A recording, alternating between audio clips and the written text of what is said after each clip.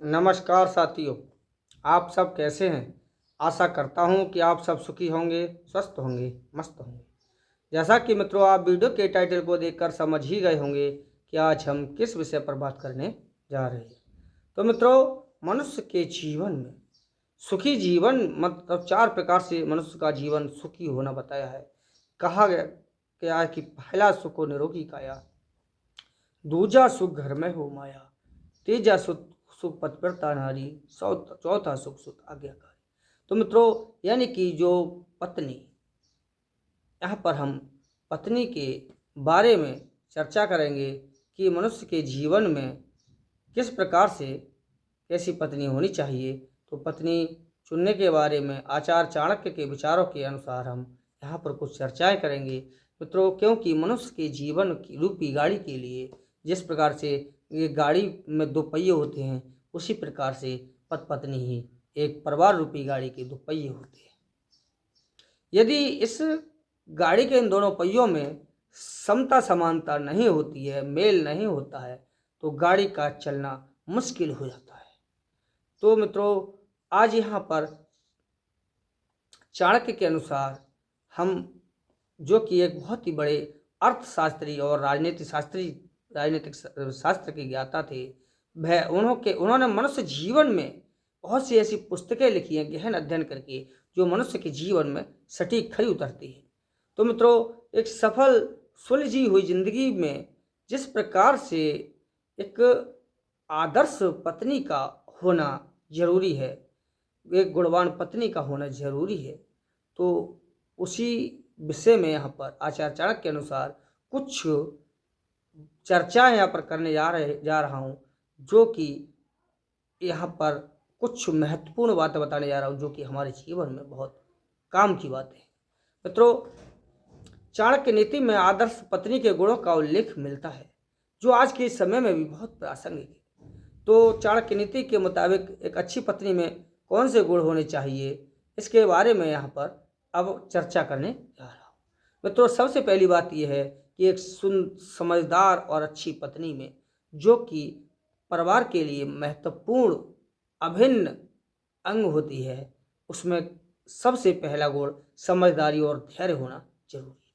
क्योंकि मित्रों, आचार्य चाणक्य के अनुसार एक अच्छी पत्नी वही होती है जो हर परिस्थिति में धैर्य को बनाए रखे। घर में सुख दुख आते रहते हैं, लेकिन समझदारी से काम लेने वाली महिला हर परिवार को, यानी अपने परिवार को संभाल करके रखती है। वह जल्दबाजी में निर्णय नहीं लेती, बल्कि सोच समझ करके हर कदम उठाती है।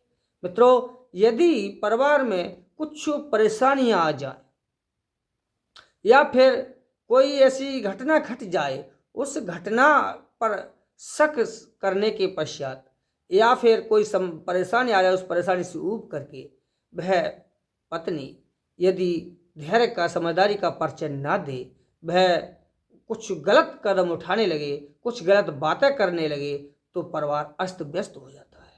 और यदि परेशानी में भी या कोई ऐसी घटनाएं घटती है, उस घटनाओं में भी या कोई भड़काता है, तो उसकी बातों को न सुन करके समझदारी और धैर्य का जो परिचय देती है, तो वह स्त्री अपने परिवार को संकटों से निकाल ले जाती है। मित्रों, दूसरी बात यह है कि परिवार के प्रति पूर्ण समर्पण होना चाहिए। एक आदर्श पत्नी अपने परिवार के प्रति समर्पित होती है। वह केवल अपने पति ही नहीं, बल्कि पूरे परिवार की भलाई के बारे में सोचती है। चाणक्य के अनुसार परिवार को जोड़कर रखने की क्षमता ही एक स्त्री की सबसे बड़ी ताकत होती है। मित्रों, यदि एक पत्नी, एक स्त्री अपने परिवार को जोड़ करके रख नहीं रही है, वह परिवार में कलह कलेश, परिवार को टुकड़ों में बांटने की, यानी कि परिवार से की भलाई नहीं चाहती। इसका मतलब परिवार से वह बिल्कुल अलग थलग रहना चाहती है। परिवार के लोगों से वास्ता संपर्क नहीं रखना चाहती। परिवार के प्रति उसके पास समर्पण की भावना नहीं है, तो परिवार टूट जाता है। इसलिए एक आदर्श पत्नी में अपने परिवार के प्रति समर्पण का होना जरूरी है। मित्रों, तीसरी बात यह है कि मधुर वाणी का भी होना जरूरी है, क्योंकि बोली का प्रभाव बहुत गहरा होता है। आचार्य चाणक्य कहते हैं कि मीठी और विनम्र भाषा बोलने वाली पत्नी घर में शांति और प्रेम बनाए रखती है। कठोर शब्द रिश्तों में दरार डाल देते हैं। मित्रों, शब्दों के अनुसार शब्द वो वाणी है, वो ताकत है। कविवर रहीम ने भी कहा है कि वाणी एक अमोल है, जो को बोले जान, यह तराजू तोल के तब मुख बाहर आन।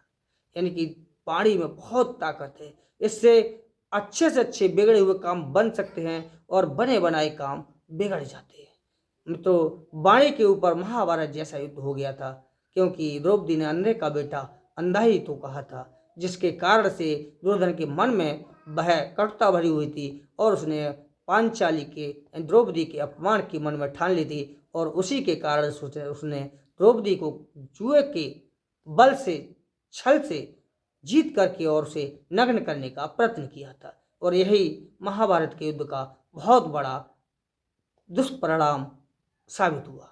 तो मित्रों, इसलिए यह गुण भी जरूरी है। अब अगली बात यह है कि समझदारी से खर्च करना। चाणक्य नीति में आर्थिक समझ को बहुत महत्वपूर्ण बताया है और एक आदर्श पत्नी में घर को खर्च को संतुलित करने के तरीके आना जरूरी है, क्योंकि वह यदि फिजूल खर्चों से बचती है और ज़रूरत के अनुसार पैसे का सही उपयोग करती है तो इससे परिवार आर्थिक रूप से मजबूत रहता है। और यदि इसके विपरीत पत्नी यदि अधिक खर्चीली है, फिजूल खर्च करती है, वह शान शौक में रहना पसंद करती है, तो मित्रों घर में आर्थिक तंगी आना निश्चित है।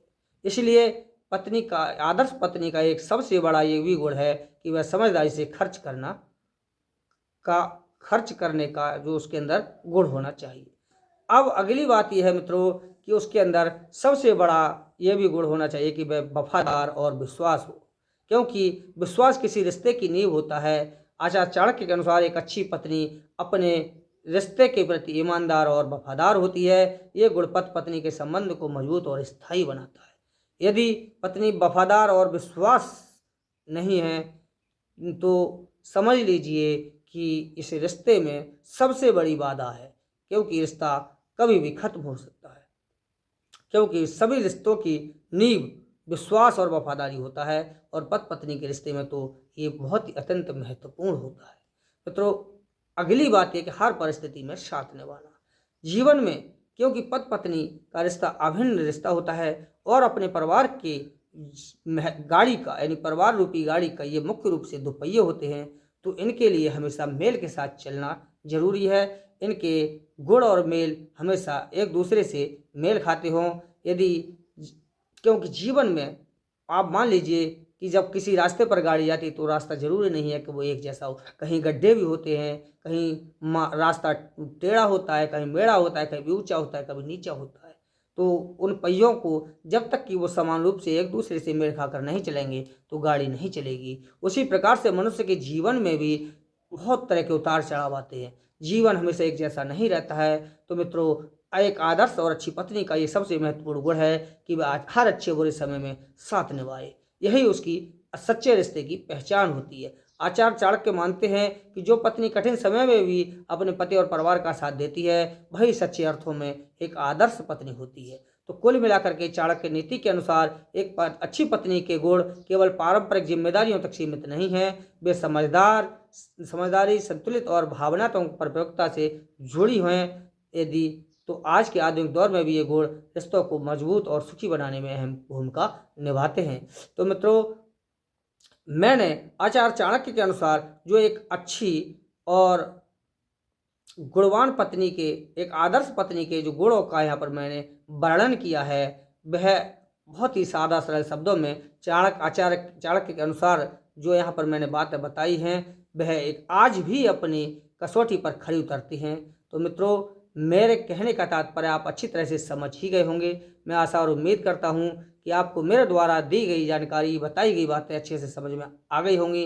तो मित्रों, आपसे मेरा विनम्र निवेदन है कि यदि आपको वीडियो अच्छा लगा हो तो आप लाइक और शेयर जरूर करें। चैनल पर यदि नए हों तो सब्सक्राइब जरूर कर लें। आज के लिए बस इतना ही है, मिलते हैं अगले वीडियो में, तब तक के लिए नमस्कार साथियों।